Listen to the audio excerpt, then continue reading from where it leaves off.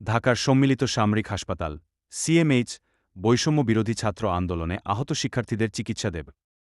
আজ রোববার আন্তঃবাহিনী জনসংযোগ পরিদপ্তরের আইএসপিআর এক সংবাদ বিজ্ঞপ্তিতে এ তথ্য জানানো হয়।